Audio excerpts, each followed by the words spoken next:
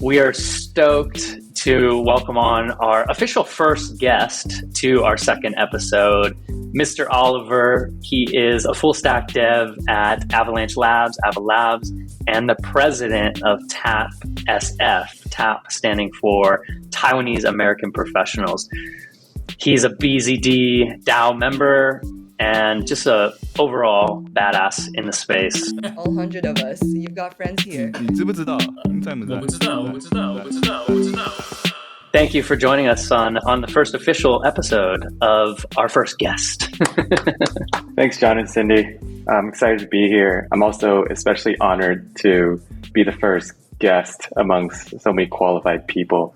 So hope I set a good precedent. Yeah, man. You're at a standing desk, so I think you're already off to a good start. Yeah, I figured if I get that blood flowing, the talking will be more exciting. Nice. I love it. Yeah, moving that body, getting the energy. Awesome, man. I was hoping we could start a little bit about who is the man, the myth, the legend, Mr. Oliver. Could you start off with, what are you doing with Ava Labs? And then we can dive into a little bit of TAP SF. Sure. So Avalanche, I joined initially as a front-end engineer working on the wallet, and then there was a back-end portion that was needed. So I switched over to the back-end to help with that effort. Overall, I see myself as like a utility player. I like to hop around projects and just plug the holes wherever they're needed. So nowadays, I work on Avalanche JS, which is the public SDK for JavaScript projects to interact with the blockchain and their node. And outside of work, like you said earlier, I spend most of my time, nowadays it seems like most of my time is spent on either TAP or BZD. In the winter, I kind of live in Tahoe, like unofficially. I had a ski lease there, and I think early on when we had the big meetings, people were like, why are you wearing a beanie? I'm like, oh, it's 20 degrees outside. And that makes so much sense. The chairlifts in the back. I was going to ask, is that just like an IKEA, poster? Is that like you actually love snowboarding? My wife and I are both big skiers, and this is actually, she brought it from her place when she moved in, and it's like a good conversation starter for everyone. Cool, man. I would love if we could dive a little bit into Ava Labs in the sense of we're in a bear market. Things are rough, but people keep building. They say steady building. So what's the sentiment you're feeling? You're working with, I'm sure, so many incredible devs on different projects, being a utility player. What's everyone's vibe right now? If you could give us a little insight into kind of top layer one protocol stuff right now. In the past month or so, there's like a obligatory 5-minute like venting session about how everyone's getting pummeled. And sometimes I try not to look at the price, but I literally work on the wallet. Productivity is still quite high. The general kind of attitude is that like Avalanche has like good fundamental tech and the ecosystem is growing. And we just had a conference in Barcelona, and there was like 4,000 people there. So those people did not stop liking Avalanche overnight. We still very much believe in what we're building, and technical stats are real, right? And doesn't lie. It doesn't really matter what the price is. Like, we're still processing a ton of transactions. Subnets are growing very healthily. We are trying to go into GameFi, trying to bring a lot of users on board. So all of that is still going just like before. The difference is that the mood is not swinging as much with the market. It's like in this more steady state, I would say. I actually have a question on that. But like they say, people have been saying B market, and it says that instead of bear, it stands for build. And I like that you worked on the public SDKs. Do you see, like, what else does Avalanche do to like help onboard more builders to build on top of their network, on their chain? You mentioned the hackathon. Is there more? We have hackathons around the world quite often.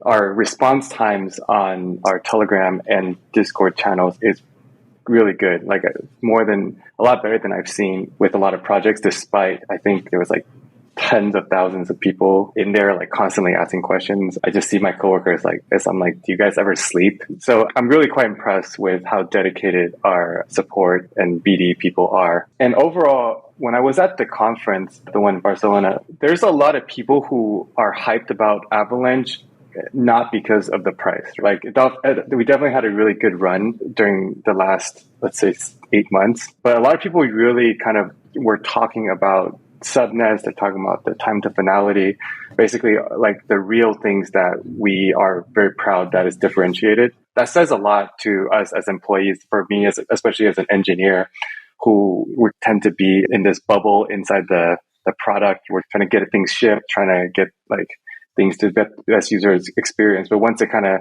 goes out to the world, we don't get a lot of chance to actually hear the feedback and hear how people are experiencing it.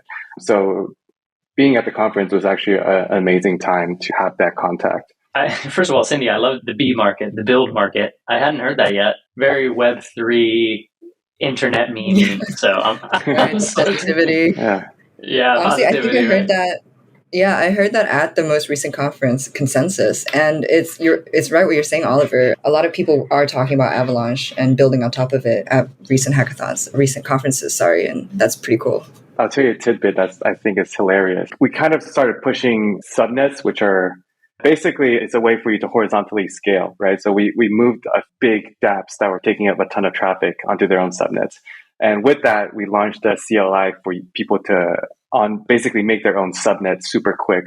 So on Twitter, there's actually people doing speed runs of launching subnets. There's one person who's like on the bus, and he like takes a couple of rides and says, I just launched my own blockchain.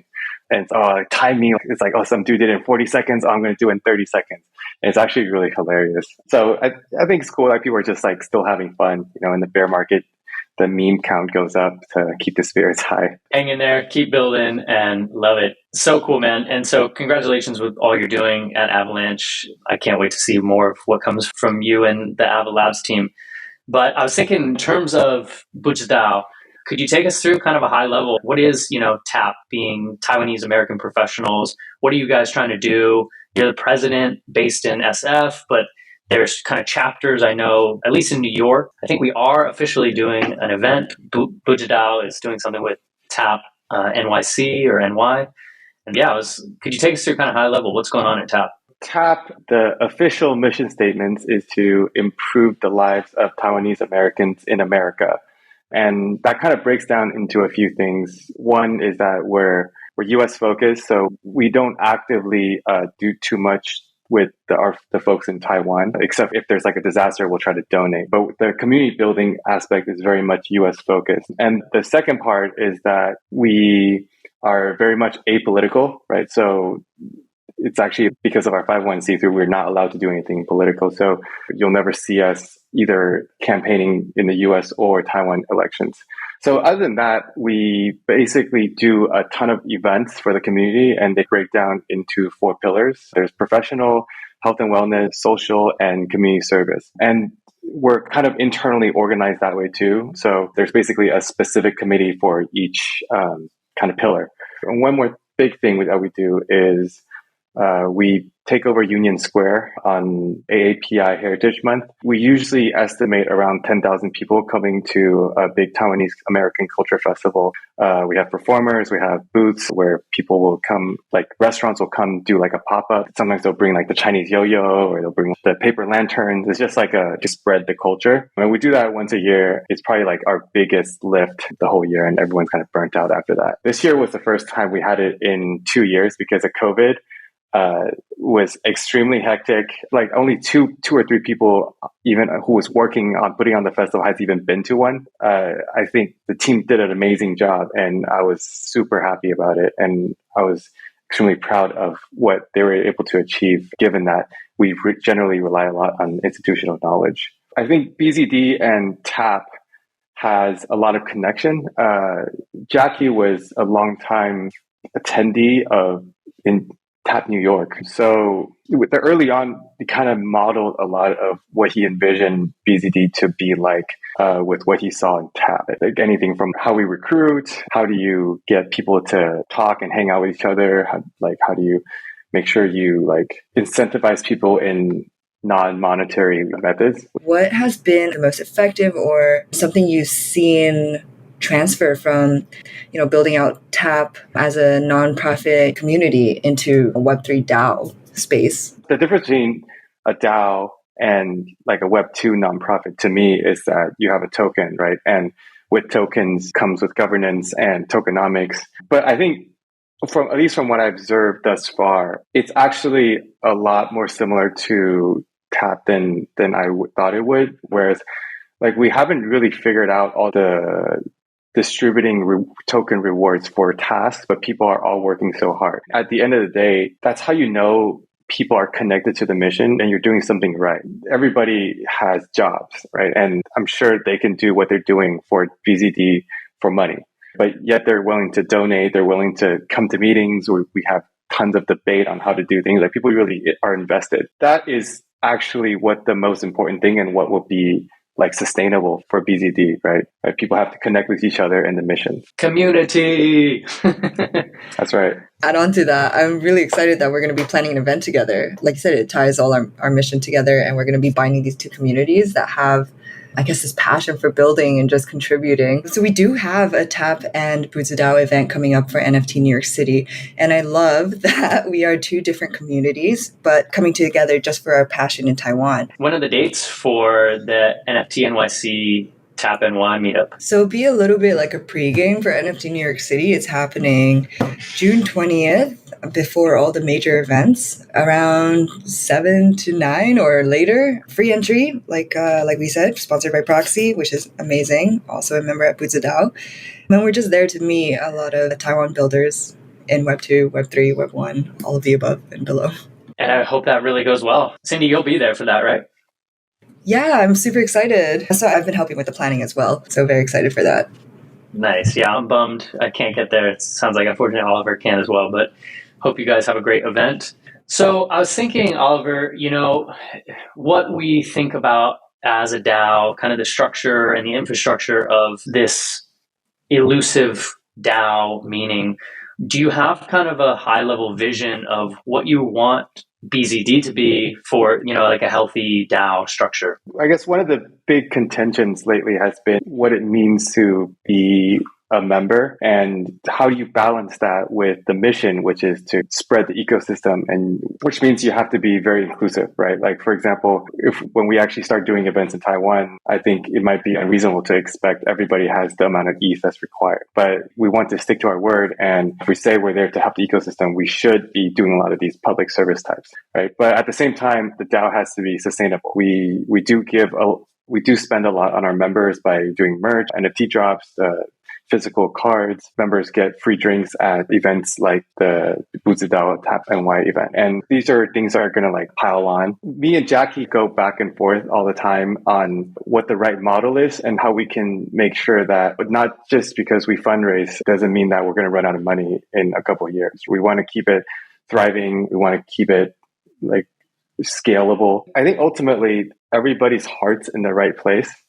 And we generally are not super fussy about the rules, and nobody's been like, oh, like, why did this person get to do this? They're not a member. We're working on it. And I think as far as I know, a nonprofit DAO, I've not seen too many examples of it. At least I feel like we're on a frontier, and I'm like just squaring DAOs with TAP, like which attribute do you take from either? And you kind of experiment and you adjust by getting feedback. Luckily, everybody's been incredibly patient and forgiving of the infra pod. We've definitely changed our minds a few times, but we'll get there. And we definitely have the DAO's best interest in mind. And we want to make sure that this will be around for a long time. Could you tell us a little bit more about what you're doing in Bu Zhi DAO? I feel like my biggest job is to debate with Jackie on every aspect, but officially I'm part of the infra pod and the product pod.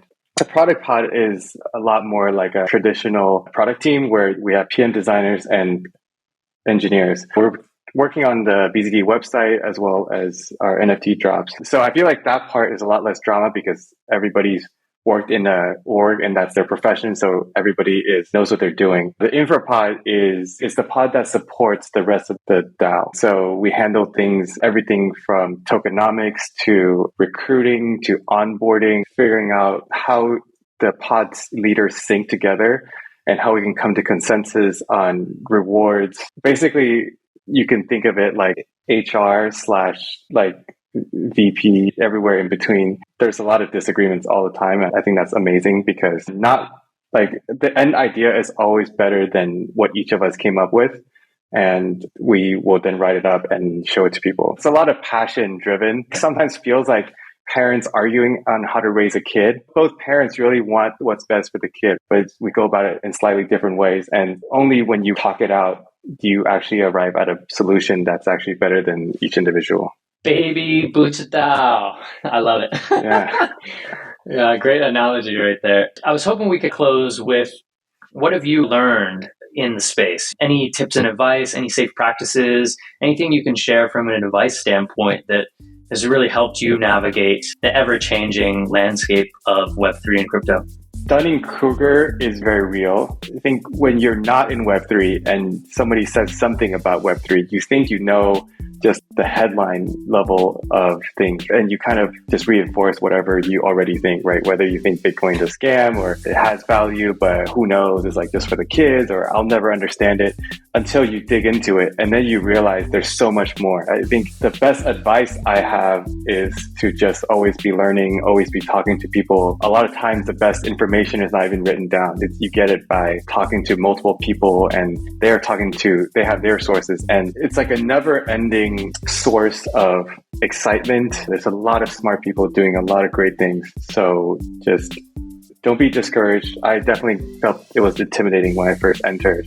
I still find it pretty intimidating when I talk to people who've been in it way longer. Just one step at a time, look at some YouTube, and don't try to learn all at once, and do what you can and at your own pace. Thanks for joining us today, Oliver. That was a super insightful talk. Oliver, where can people find some of your work? Where can they find maybe you online? Any of your social plugs? Twitter, I am Oliver, which is Ohlvar. It's a weird spelling of Oliver. I was surprised that was available. But other than that, let's see. Hi, I'm Oliver Wang on Instagram. If you want to see my cooking, I'm pretty big into cooking. So the nice thing about cooking is you can't check the market when you're cooking, right? Sure. That's the advice. The markets can be on fire, but your food can't. That's right. All right. Should we do a little like... Your music goes out. Yeah, outro. I don't know. Oh, yeah. 我不知道. Oh, wait, yeah. 现在知道. 不知道. All 100 of us. You've got friends here. 你知不知道？在不在？我不知道。